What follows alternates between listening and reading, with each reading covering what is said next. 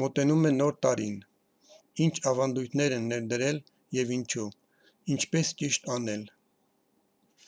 Մենք արդեն գիտենք, որ ամեն ինչ ցիկլային է։ Ամեն ինչի համար կան ուժի կետեր և խոցելիության կետեր։ Մարդու համար ուժի կետը ծննդյան օրն է, իսկ խոցելիության կետը բեղմնավորման ժամանակը։ Երկրի համար խոցելիության ժամանակը դեկտեմբերի վերջն է, հունվարի սկիզբը։ Նոր տարի նշելիս երկրի համար խոցելիության կետ է։ Ինչ է իրենից ներկայացնում կտրված ծառը։ Դա մահվան խորհրդանիշ է։ Մենք ծառը սպանում ենք և մահվան այդ խորհրդանիշը բերում ենք տուն։ Դրանից հետո մենք սկսում ենք զարդարել մահվան խորհրդանիշը, այսինքն ծառը, որոշ անհասկանալի խաղալիքներով։ Ինչ է ստացվում։ Մենք ծառ ենք սպանում, բերում ենք տուն և զարդարում մահվան այս խորհրդանիշը։ Աշխարհը ղեկավարվում է թվերով և դրանց հարաբերակցություններով, խորհրդանիշներով և նշաններով։ Ինչ եք կարծում, ինչ կստանաք նոր տարում, եթե ռեզոնանսի մեջ եք մտնում մահվան խորհրդանիշի հետ։ Դուք մահ եք խնդրում տիեզերքից, արարչից և աստվածներից։ Եվ եթե դուք խմբով պտտվում եք մահվան խորհրդանիշի շուրջ, ապա ստեղծում եք հորձանուտ,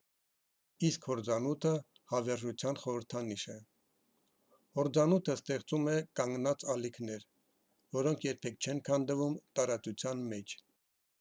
Եվ պատկերացրեք, որ մահվան այս ալիքները միշտ ներկա կլինեն։ Եթե դուք պտտվում եք մեռնող տոնածառի շուրջը ժամանակի սլաքի հակառակ, ապա մահը ուղարկում եք տիեզերք, արարչին և աստվածներին։ Իսկ տիեզերքը կառուցված է մեծացնող հայլու պես, այն ինչ դուրս է գալի ձեզանից, ավելանում է և վերադառնում է ձեզ։ Եթե դուք ժամացույցի սլաքի ուղղությամբ եք պտտվում տոնածառի շուրջը, ապա տիեզերքից քաշում եք ձեզ համար, ձեր ընտանիքի և ծանոթների համար հավերժական մահ։ Պտտվելը աշխատում է բուրավչիկի կանոնին համահունչ։ Երկու տարբերակներն էլ կործանարար են։ Հետո երբ մարդիկ դրանից հետո տարբեր հիվանդություններ են ունենում, շուտ են մահանում, չեն հասկանում, թե ինչու, բայց տիեզերքը պարզապես կատարեց ձեր ցանկությունը։ Եթե նայենք 50-60 տարվա վաղեմության ֆիլմերին, ապա կտեսնենք, որ մանկապարտեզներում զարդանում էին կենդանի, աճող տոնածառը, որը գտնվում էր բակում, և դաստիարակները բակում երեխաների հետ պտտվում էին տոնածառի շուրջը և երգեր երգում։ Եթե դուք պտտվում եք ժամացույցի սլաքի հակառակ, ապա կարող եք սեր և երախտագիտություն ուղարկել, գովաբանել և փառաբանել տիեզերքին, արարչին, աստվածներին։ Եվ պտտվելով ժամացույցի սլաքի ուղղությամբ կարող եք մաղթել առողջություն, երջանկություն, բարգավաճում մեր երկիր մոլորակի բոլոր մարդկանց։ Ցանկացած իրավիճակ կարելի է շրջել դեպի սեր և կյանք։ Մենք եկել ենք այս աշխարհ ուրախության, երջանկության և հավերժական կյանքի համար։ Հետևաբար, եթե ուզում ենք տոնել, ապա դա պետք է անել բազմապատկելով սերն ու կյանքը։ Իսկ ինչ անել, ինչպես վարվել այս դեպքում։ Առաջին տարբերակ։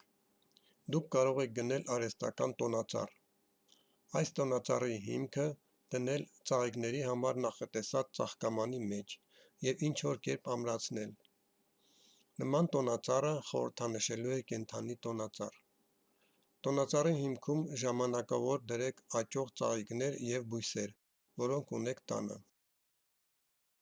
Երկրորդ տարբերակ։ Այս տարբերակը ավելի լավն է, քան առաջինը։ Դուք կարող եք տանը կենդանի տոնածառ ունենալ ծաղկամանի մեջ և ամեն տարի օգտագործել այն։ Ի դեպ, դա լավ միտք է բիզնեսի համար՝ տալ կենդանի բույսեր, ծաղիկներ և տոնածառներ վարձակալությամբ։ Նման բիզնեսը կզարգանա, քանի որ դրա հիմքում ընկած է բարի նպատակներ։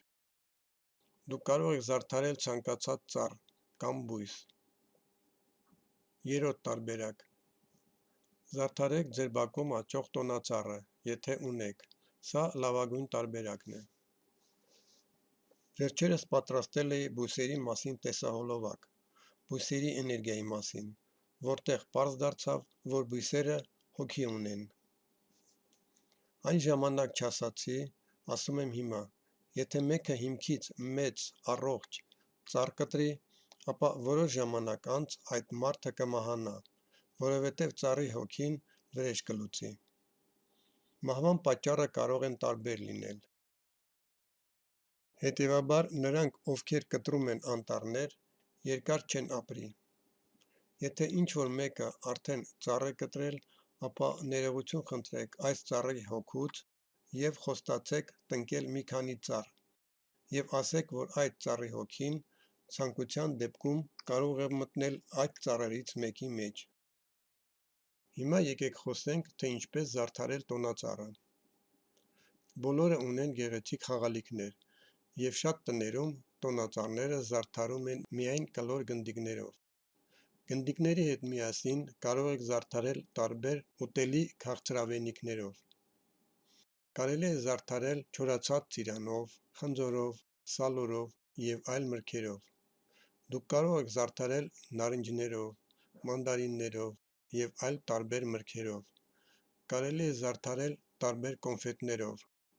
Կարող եք գրել տարբեր ցանկություններ և կախել տոնածառի վրա։ Դուք ինքներդ կարող եք մեկ այլ դրական բան մտածել։ Դուք մոտենում եք տոնածառին, տոնածառից խաղալիքներ եք վերցնում և ուտում։ Դա կլինի ճիշտ ծրագիր, ճիշտ հատկանիշներով։ Հատկանիշը ինչ-որ էներգիայի ներկայացուցիչ է։ Եվ եթե մենք ամեն ինչ անենք ճիշտ, մտածված,